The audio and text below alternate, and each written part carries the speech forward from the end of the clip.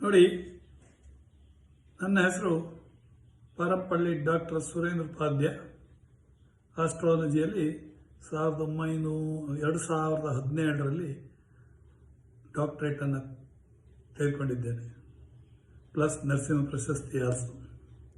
ಈಗ ನಾನು ನಿಮಗೆ ಹೇಳಬೇಕಾದದ್ದು ಮಸಾಲೆ ದೋಸೆಯನ್ನು ಮಾಡುವ ಕ್ರಮ ಹೇಗೆ ಅಂತ. 4 ಅಕ್ಕಿ, 1 ಉದ್ದು, ಅದನ್ನು 24 ಗಂಟೆಗಳ ಕಾಲ ಸೋಪ್ ಮಾಡಿ ಬೆಳಗ್ಗೆ ಯಾವುದು ನೀರಿನಲ್ಲಿ ನೆನೆಸಿರಬೇಕು. ತದನಂತರ ನೀರನ್ನು ಸೋಸಿ ಅದನ್ನು ಗ್ರೈಂಡರ್ನಲ್ಲಿ 45 ಮಿನಿಟ್ಸ್ ಅರಿಬೇಕು. 45 ಮಿನಿಟ್ಸ್ಗಿಂತ ಮುಂಚೆ ಅರ್ಧ ಗಂಟೆ ಸ್ವಲ್ಪ 1 ಮುಷ್ಟಿ ಅವಲಕ್ಕಿಯನ್ನು ನೀರಿನಲ್ಲಿ ನೆನೆಸಿಡಿ. ಒಂದು 10 ನಿಮಿಷ ನೆನೆಸಿದ ಮೇಲೆ ಆ ಅವಲಕ್ಕಿಯನ್ನು ಕೂಡ ಅರಿಯುವ ಜೊತೆಯಲ್ಲಿ ಹಾಕಿ ಅದನ್ನು ಸ್ವಲ್ಪ ದಪ್ಪ ಸ್ವಲ್ಪ ನೀರು ಇದರಲ್ಲಿ ತೆಗಿಬೇಕಾಗ್ತದೆ. ತುಂಬ ನೀರು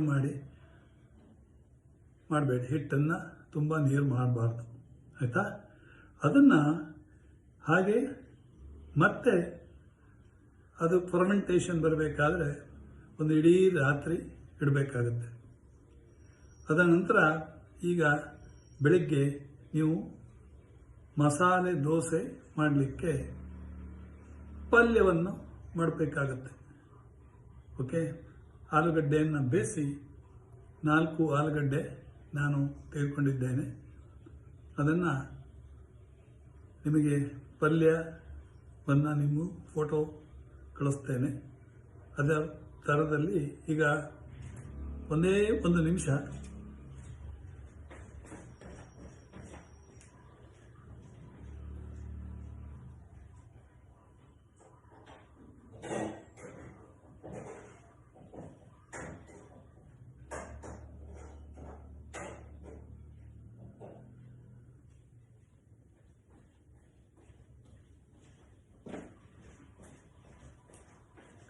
ಇಲ್ಲಿ ನೋಡಿ, ನಾನು ಈಗ ಬಿಸಿ ಮಾಡಿದ್ದೇನೆ, ಅದನ್ನು ತಂದು ನಿಮಗೆ ತೋರಿಸ್ತಾ ಇದ್ದೇನೆ, ಆಯಿತಾ? ಇದನ್ನು ನಾನು ಒಳಗಡೆ ಇಟ್ಟು ಬರ್ತೇನೆ.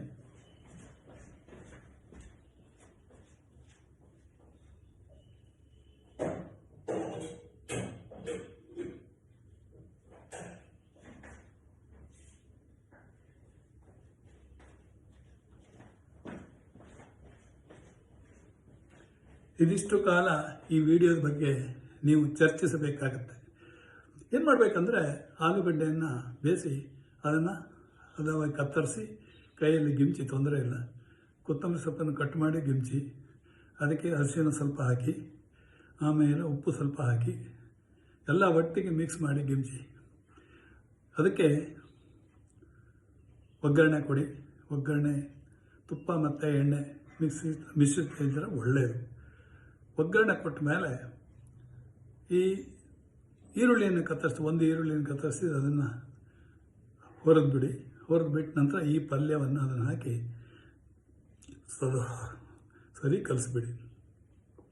ಆಮೇಲೆ ಅರ್ಧ ಲಿಂಬೆಹಣ್ಣನ್ನು ಹಿಂಡಿ ಪಲ್ಯ ಆಯಿತು, ಸಡೆಯಲ್ಲಿ ಇಟ್ಬಿಡಿ. ಆ ಮಸಾಲೆ ದೋಸೆ ಹಿಟ್ಟಿಗೆ ಏನು ಮಾಡಬೇಕು, ನೀವು ಅದನ್ನು 1.5 ಚಮಚ ಅಕ್ಕಿ ಹಿಟ್ಟು ಅದನ್ನು ಹಾಕಿ ಕಲಿಸ್ಬೇಕು. ಅದಕ್ಕೆ ಹಿಟ್ಟಿಗೆ ಉಪ್ಪು ಹಾಕಲಿಲ್ಲ, ಈಗ ಉಪ್ಪು ಹಾಕಿ ಒಂದು ರುಚಿಗೆ ತಕ್ಕಂತೆ 1 ಸ್ಪೂನ್ ಉಪ್ಪು ಹಾಕಿ ಕಲಸಿ ನಾನು ಅಲ್ಲಿ ಇಟ್ಟಿದ್ದೇನೆ. ಓಕೆ, ಸೊ ಅದನ್ನು ಮಸಾಲೆ ದೋಸೆ ಮಾಡಿ ನಿಮಗೆ ಕಳಿಸ್ತೇನೆ. ಇದಿಷ್ಟು ಮಸಾಲೆ ದೋಸೆ ಮಾಡುವ ಒಂದು ಕ್ರಮ. Thank you very much. God bless you.